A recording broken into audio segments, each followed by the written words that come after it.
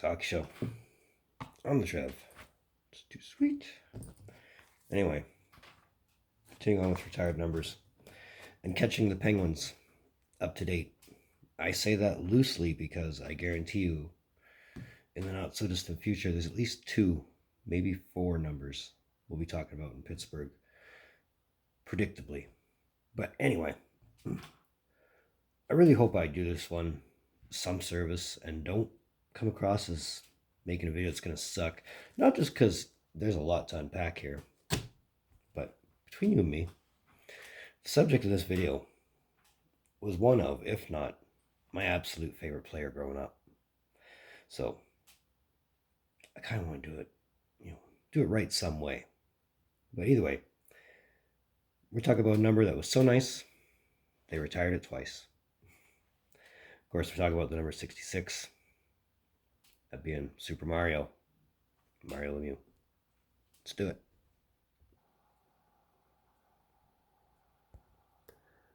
All right, here goes. So Mario's 17-season playing career with the Pittsburgh Penguins began on June 9th, 1984, after the Pittsburgh Penguins had selected him first overall in the 1984 entry draft. Now, this is the same draft that had many other talented names, such as, but not limited to, Patrick Waugh, who we will talk about at some point. Brett Hull, another one of those we will talk about at some point, guys. Also had your 1987 Calder Memorial Trophy winner in Luc Robitaille, another one of those guys we'll be talking about at some point, as well as your 1986 Calder Memorial Trophy winner in Gary Suter. So far, we won't be talking about him. Now, Lemieux's selection was not without its notes, as upon his selection, Lemieux didn't put on the jersey or shake the general manager's hand, as is usual tradition when you're called first overall to the stage. Now, this wasn't a knock at the Penguins or the city of Pittsburgh. It was more of a case of that Lemieux was, at the moment, a bit upset that contract negotiations weren't going smoothly, leaving Mario to think that, and I quote, Pittsburgh didn't want him bad enough. Now, thankfully, for both parties, a deal was able to get worked out. Now, when Mario was drafted by the Penguins, he was going to a team that didn't have the best prospects for success. The Penguins were, at the time, averaging less than 7,000 fans per game, which was half of the Civic Arena's capacity. The Civic Arena being their home at the time. The Penguins had also declared bankruptcy after the 1974-75 season.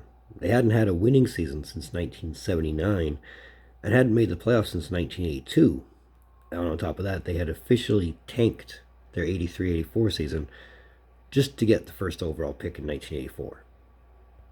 So when Lemieux came in, he had all kinds of hype and expectations to live up to. After putting up 562 points in 200 games in junior, that would do it. But I think it's fairly safe to say that the hype was well believed. So his first game was October 11th, 1984 against the Boston Bruins. And in his first NHL shift, Lemieux would steal the puck from Ray Bourque, another one of those guys we'll talk about later, and take his first shot on Pete Peters. And it's funny how Pete Peters is usually in net for some of the biggest goals at that time, to score his first NHL goal. And also during the 84-85 season, Lemieux, as a rookie, would play in his first of 10 NHL All-Star games. And if that wasn't impressive enough, he was the first rookie to be named All-Star Game MVP, putting up a hat trick in a 6-4 Wales Conference win.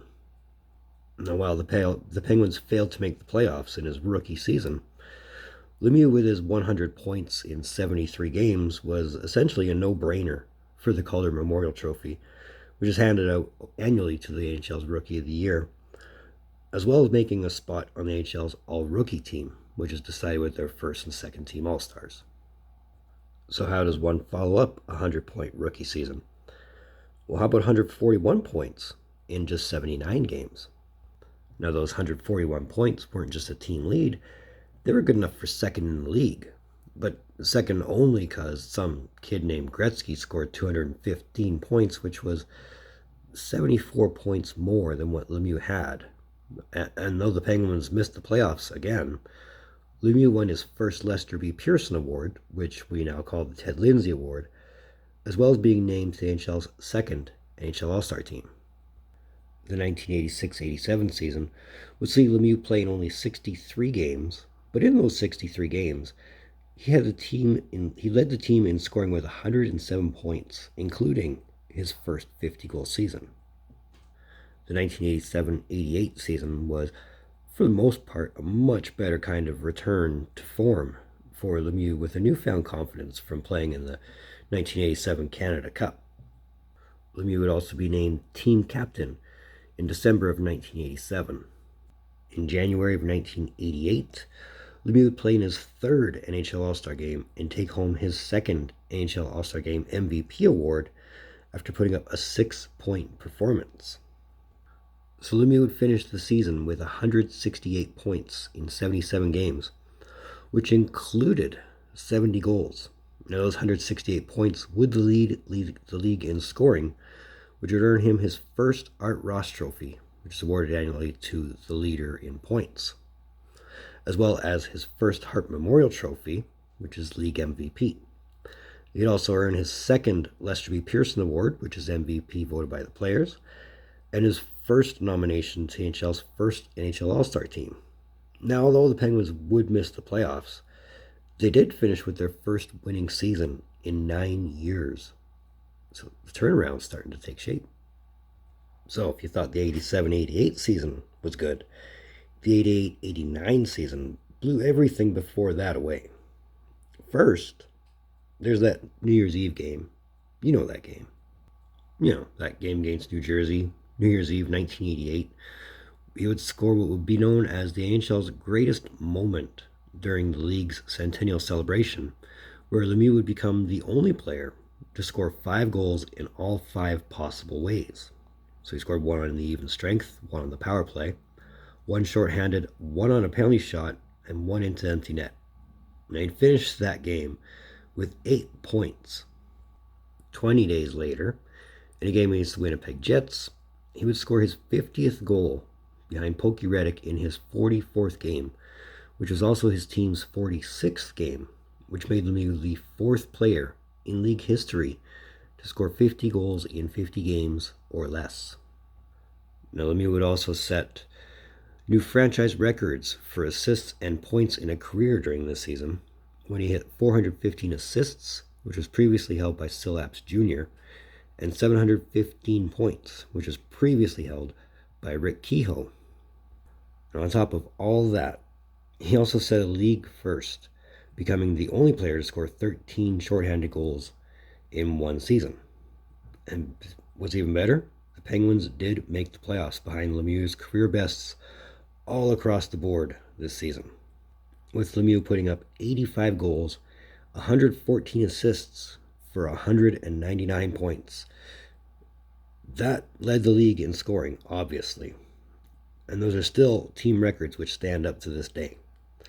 I think if he only managed to play 4 more games, he probably would have been the only other player not named Gretzky to record 200 points. As I mentioned, he was off by 1. The playoffs. Despite another 8-point game and setting or tying league records for goals and points in a game and in a period, which Lemieux did, the Penguins would eventually be eliminated by the Flyers in 7 games in the Patrick Division Finals. Now, Lemieux would finish the playoffs with 19 points in 11 games. And for his amazing, for lack of a better term, season, he'd be awarded the Art Ross Memorial Trophy, obviously. He'd be named to the NHL's first NHL All-Star team. Hell of a season. The 1989-90 season had potential for greatness, with Lemieux on a chase for the record of consecutive games point streak, which is still held by Gretzky at 51 games, consecutively with a point. And before Lemieux's 46th game, there was a chance he was going for that 200-point plateau, being he was 1 point shy of the previous season.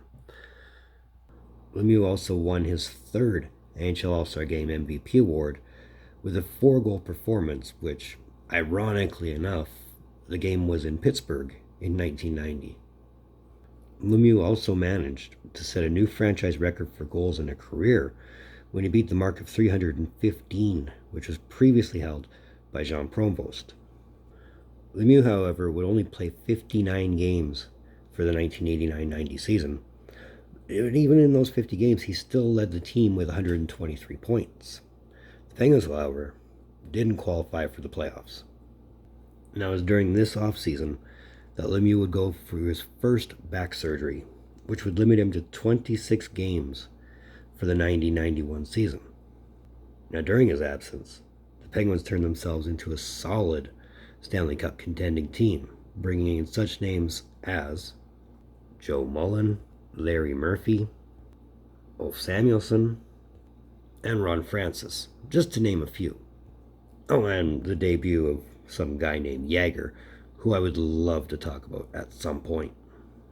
Now, Lemieux would be healthy enough to play the playoffs, and during said playoffs, Lemieux and the Penguins would go through New Jersey in 7.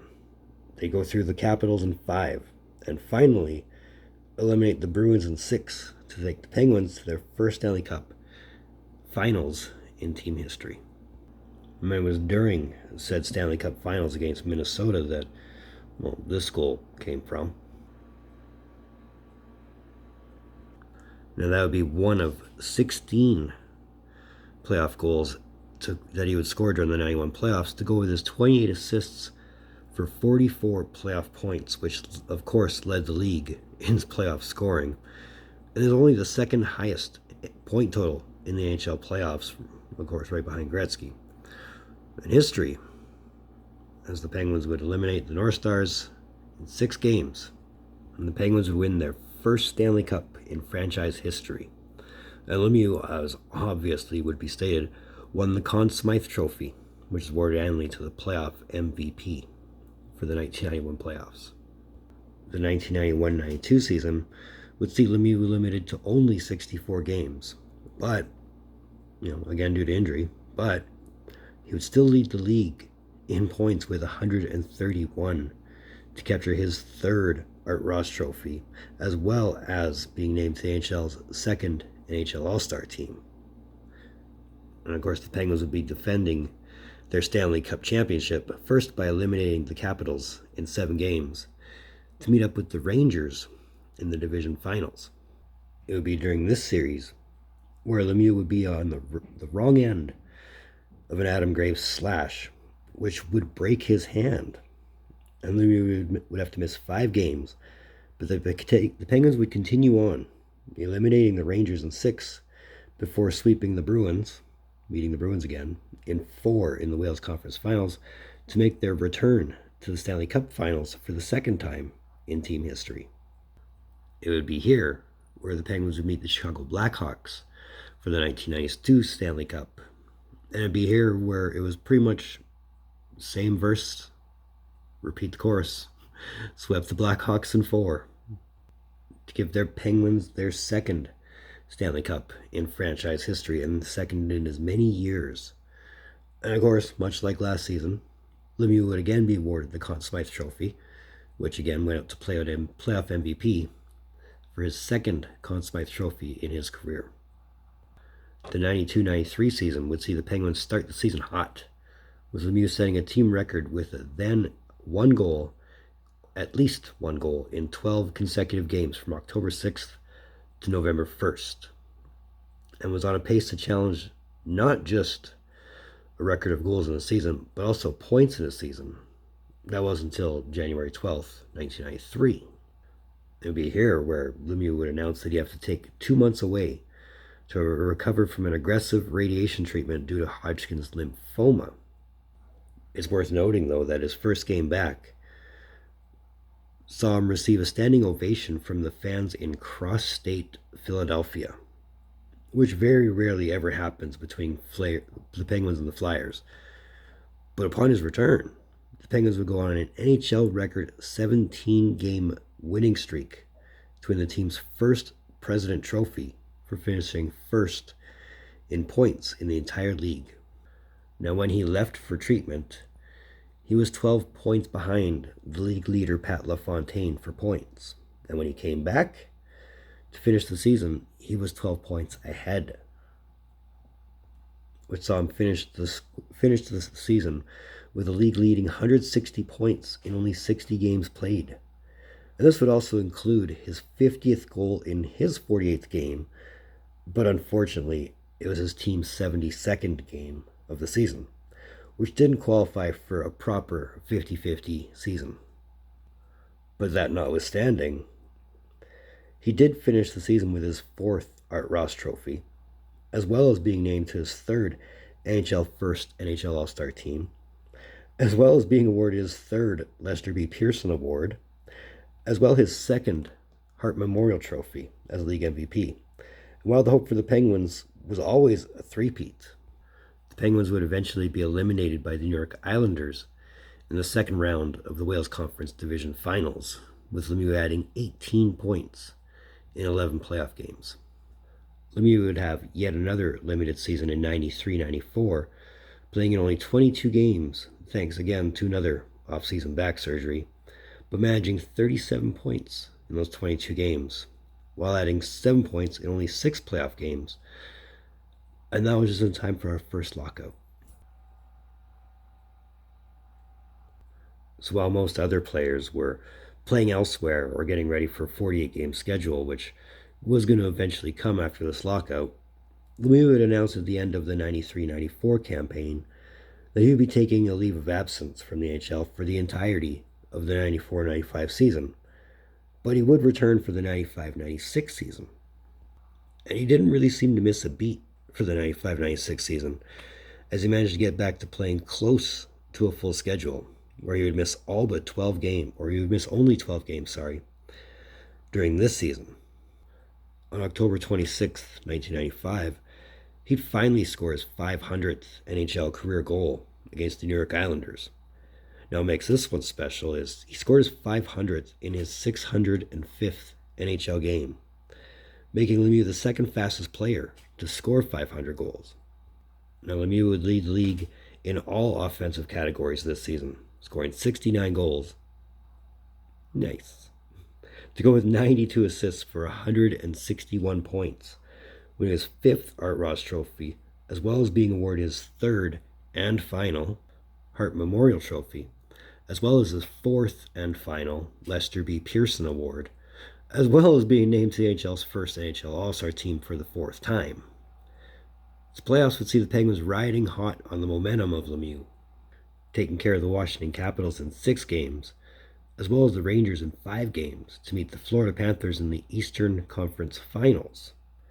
Now, while the Penguins were managing to make a close series out of it, the Penguins just knew how to capitalize, holding the Penguins to 15 goals in a 7-game series to knock the Penguins out of the playoffs.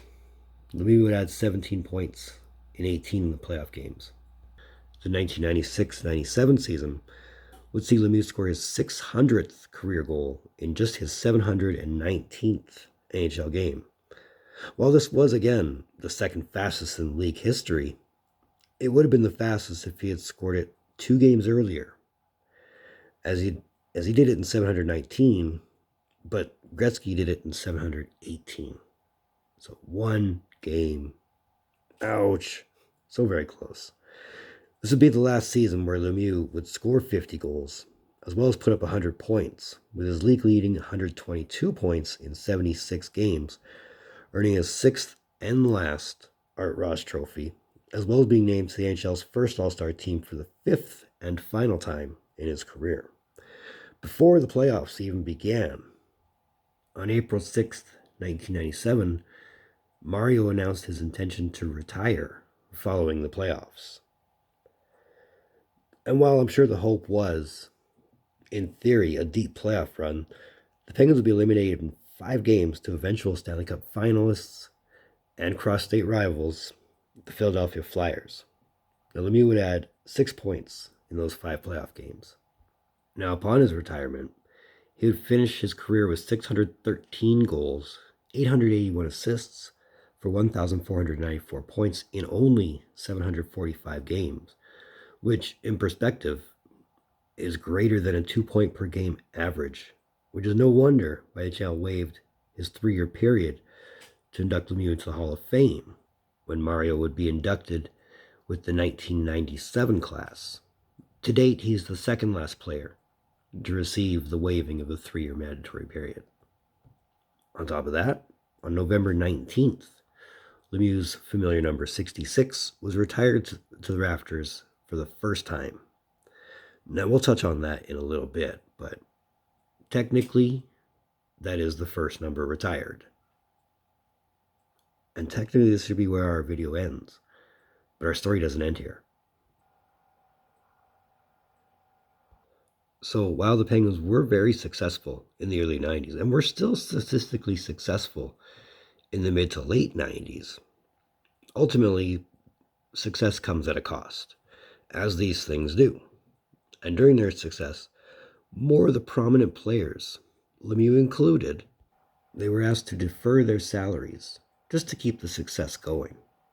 This trend of bad money management continued well into the late 90s, and in November of 1998, the Pittsburgh Penguins, still being quite successful and still having one of the best players in the league, that being in Jaromir Jagr, despite all that, the Pittsburgh Penguins would again, in franchise history, declare bankruptcy. So the worry in Pittsburgh, at least for the Penguins mostly, and their season, was if they were going to relocate or fold completely. They were that bad in debt. And here's where the Lemieux aspect of the story kicks in. In all the time Mario had been asked to defer his salary, that amount began to grow, and that amount eventually made its way to around the $32.5 million mark, which made Mario the Penguins' largest creditor. Now, his proposal at the time would convert $20 million of that deferred salary into equity, along with $5 million in cash, which would give him enough to have controlling interest of the team, along with a promise to keep the team in Pittsburgh and a plan to pay everyone the organization owed, which was approved by the U.S. Bankruptcy Court on June 24th. And on September 1st, 1999, the NHL Board of Governors approved his application for ownership, which made Mario Lemieux the first former NHL player to become a majority owner of the same team that drafted him. How about that? Now, under Lemieux's first full year as an owner, the franchise managed to turn a multi-million-dollar losing season into a small profit. But of course, the best way to make better money for one's franchise on his stature has to be to the magnitude of the inevitable comeback. And here's also where we will explain the jersey number retirement bit. Now, on December 9th, 2000, Lemieux had held a press conference where he announced his intention to return to the NHL as a player, with his first game coming back on December 27th, 2000. Now, prior to the game starting, the original banner for the number 66 had to come down unless Mario wanted to wear another number. So as of this point, the Pittsburgh Penguins have no retired numbers. I wouldn't have another one until 2001, which we have talked about if you want to follow the link. Now, 33 seconds into Lemieux's first shift back, he would get his first point back with an assist, and that would begin what would be the end a 3-point night. And he also played his 10th NHL All-Star game in 2001, being named team captain of the North American team. Now, despite only playing in 43 games, Mario would finish 26th in league scoring with 76 points. And the Penguins would make the playoffs, taking out the Capitals in 6, before being pushed to a Game 7 against the Buffalo Sabres, which ended in a very close overtime game. In fact, Games 5, 6, and 7 all went to overtime, but ultimately fell in 5 games to the eventual Stanley Cup finalists, the New Jersey Devils. Now, Lemieux would go on to add 17 points in 18 playoff games, which would ultimately end up being the last year in which Mario would play in the playoffs. So there's that. But for his play for the season, Lemieux was named to the NHL's second NHL All-Star team for the 4th and final time in his career. So before the 2001-2002 season would begin, The Penguins were forced to deal away most of their expensive players, which included trading Jaromir Jagr to the Washington Capitals for absolutely nothing, essentially. So Lemieux would be named team captain again, and that would be a role he would have until 2006. But unfortunately, this was not a season Lemieux would play a lot of. Between injuries and sitting out most games to be in shape for the 2002 Winter Olympics, which he was a team captain for, Lemieux would only play in 24 games, putting up 31 points in the process. 2002-2003 season would turn out to be Lemieux's last productive season, seeing Lemieux put up 91 points in 67 games.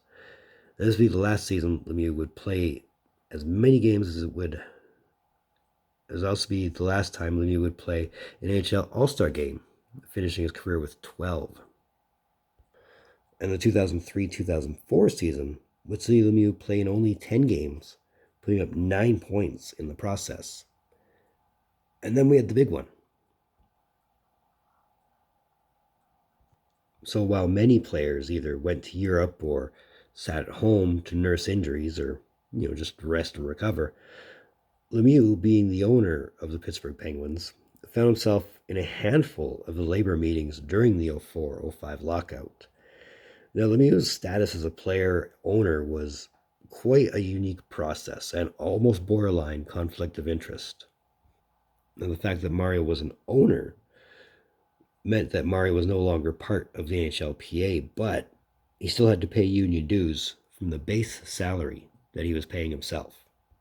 And because he was a player, he didn't vote in owners' meetings, delegating that role to a Penguins vice president.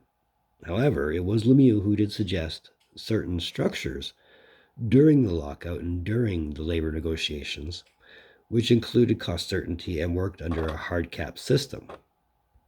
Now, between this and other suggestions between himself and Wayne Gretzky, a few last-ditch efforts were made to save some form of the 2004-2005 season, but alas, the season wasn't played.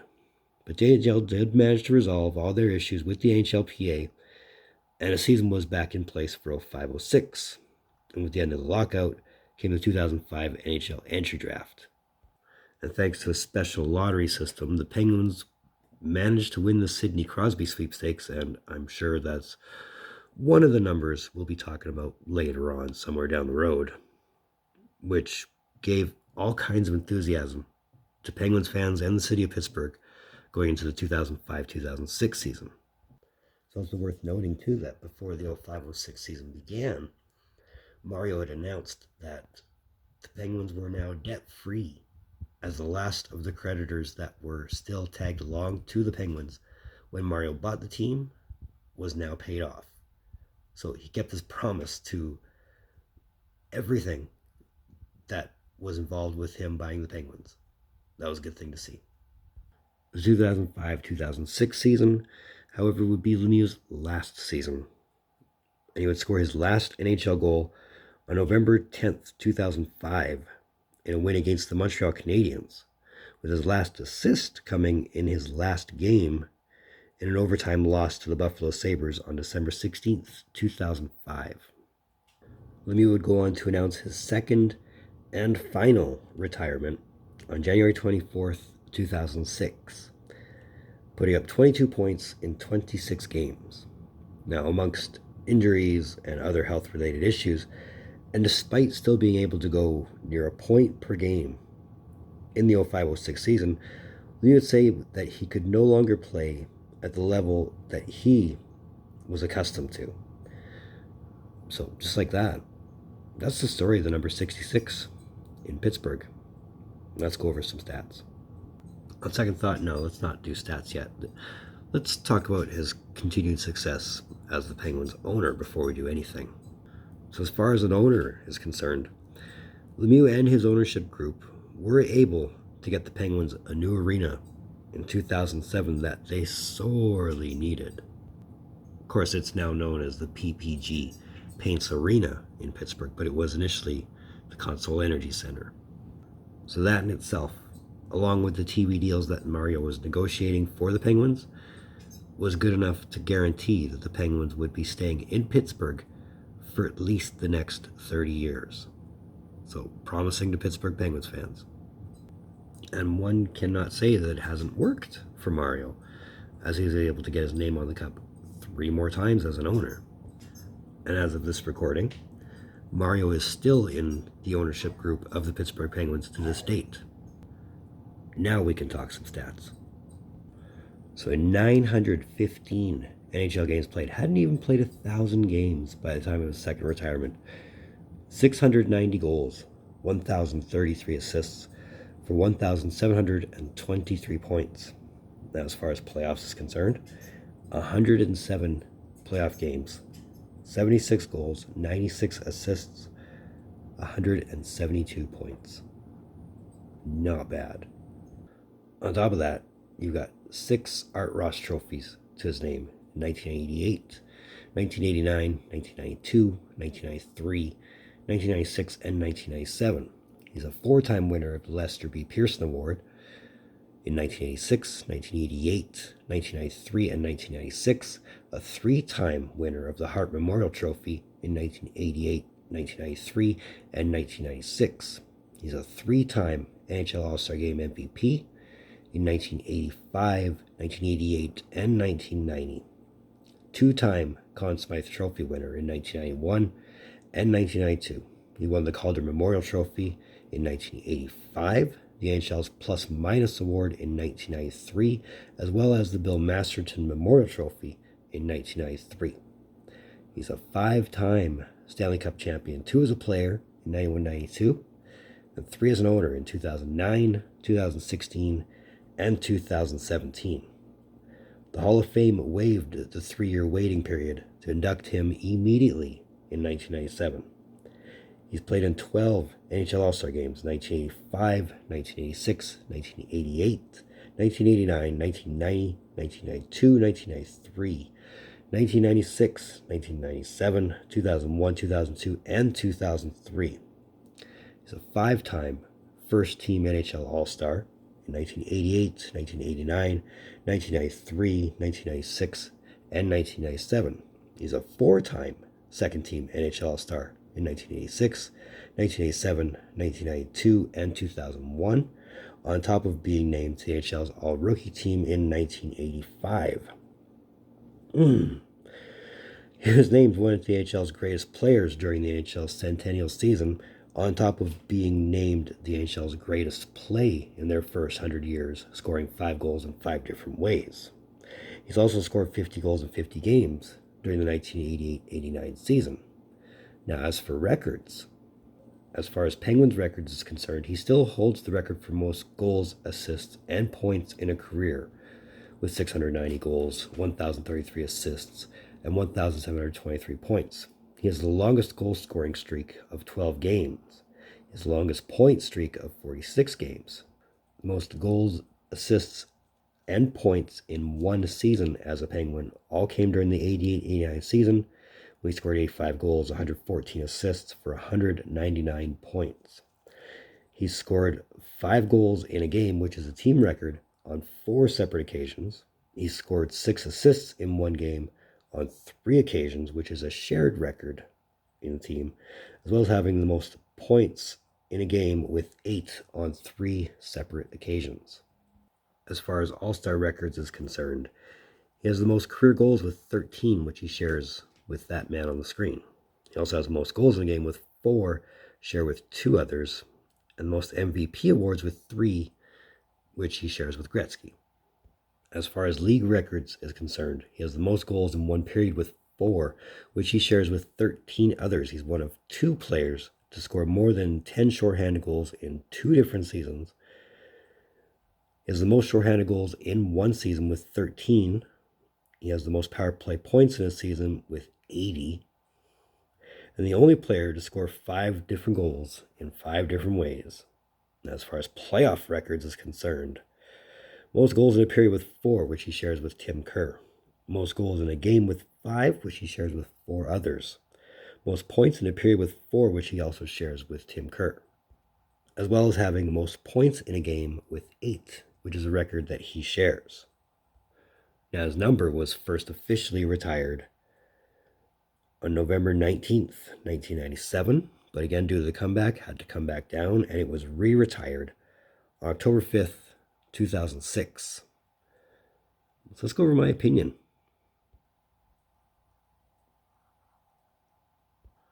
Now, first off, if you've never seen Lemieux play, I don't know how I could properly describe him to you.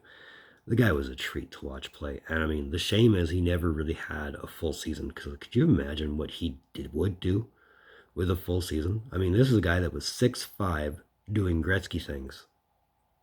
And his frame, you expect a 6'5" guy to not move half the ways that he was able to. I mean, on top of having great teammates around him who he made look exceptionally good. I mean, you go as far back as John Cullen, Rob Brown, Kevin Stevens, Ron Francis, Brian Trottier, if he needed any more help looking good, to say that. The list goes on, the list goes on. I mean, a lot of players benefited from playing with Mario, and watching Mario in the 90s made the Penguins an exciting team to watch. I mean, who wasn't excited to watch the Penguins game on TV, right? Right.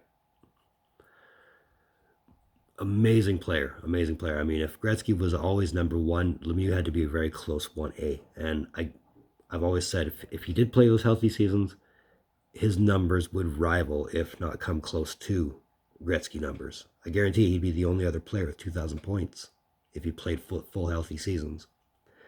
But despite the fact we only got less than 1,000 games out of him, they were all magic.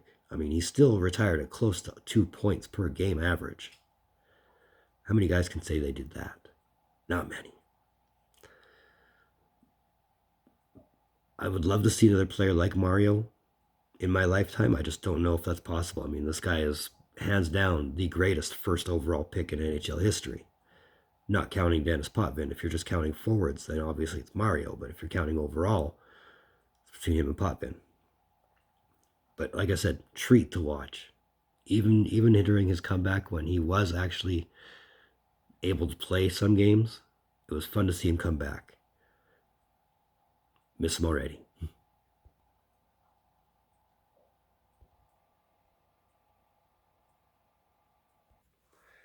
So much Trevs hockey shows. I want to thank you for tuning in. Don't think I don't appreciate the gesture, especially if you're here. Did you make it here? Let me know if you did. I honestly didn't expect this video to go near 40 minutes, but I can say it did take over 2 hours to make. But either way, if you like what you watched, if you're digging what I'm doing, you just want to say hi, let me know you're here, give me a thumbs up. I think I've earned it. You want that red button that says subscribe all over it? Hit that thing already. We're pushing for 250, so let's make it happen. And subscribing will make you feel good. That social that I never use, it's in the description down below. So move forward. Well, as far as retired numbers goes, like I said, I have myself mapped out to 50. And I've got some big names I want to do. And I apologize for the break in between. It took a while to perfect this one. And I still don't know how well I did, but we'll see, right? To know that April is going to be a content-full month. I mean, regular season's ending, so got to go over all my regular season predictions and all that stuff. And there'll be a lot of content come the middle of April. But either way, in the meantime, be looking for reviews from Trev. Later.